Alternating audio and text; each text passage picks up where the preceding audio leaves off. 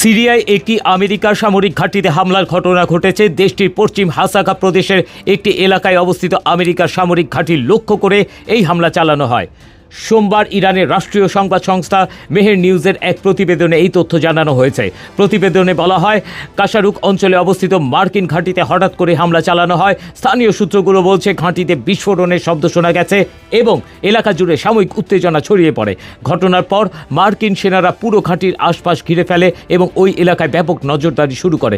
প্রত্যক্ষদর্শীরা জানিয়েছে এলাকা জুড়ে ড্রোন ও সামরিক কপ্টারের গতিবিধি লক্ষ্য করা গেছে। অন্যদিকে জার্মান টেলিভিশনকে দেয়া এক সাক্ষাৎকারে ইরানের রাভানচি স্পষ্টভাবে বলেন, ইরান পারমাণবিক নিরস্ত্রীকরণ চুক্তি অনুযায়ী পারমাণবিক সমৃদ্ধকরণ চালিয়ে যাবে। রাশিয়ার প্রেসিডেন্ট ভ্লাদিমির পুতিন বলেছেন তার দেশ ইরানের জনগণকে সহায়তা দিতে প্রস্তুত। তিনি বলেন, ইরানের বিরুদ্ধে যে অভিযোগে আগ্রাসন চালানো হচ্ছে তা ভিত্তিহীন।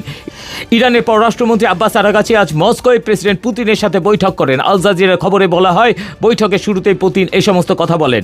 কাতারে অবস্থানরত যুক্তরাষ্ট্রের নাগরিকদের সতর্কতা বার্তা পাঠিয়ে নিরাপদ আশ্রয়ে থাকার পরামর্শ দিয়েছে দেশটি দোহায় অবস্থিত যুক্তরাষ্ট্রের দূতাবাস। পরবর্তী নির্দেশ না দেয়া পর্যন্ত তাদের নিরাপদ আশ্রয়ে থাকতে বলা হয়েছে। আল জাজিরা খবরে বলা হয়, এক ইমেল বার্তায় দূতাবাস জানিয়েছে সতর্কতার অংশ হিসেবে এই পরামর্শ দেয়া হয়েছে, তবে এর পিছনে সুনির্দিষ্ট কোনো কারণ উল্লেখ করা হয়নি।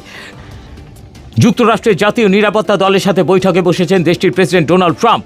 সংবাদ মাধ্যমের সূত্রে জানা গেছে, ওয়াশিংটন হোয়াইট হাউসের ওভাল অফিসে স্থানীয় সময় আজ সোমবার বিকেলে এই বৈঠক হওয়ার কথা রয়েছে।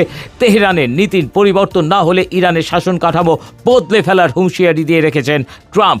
টেক্স রিপোর্ট, বাংলার আওয়াজ।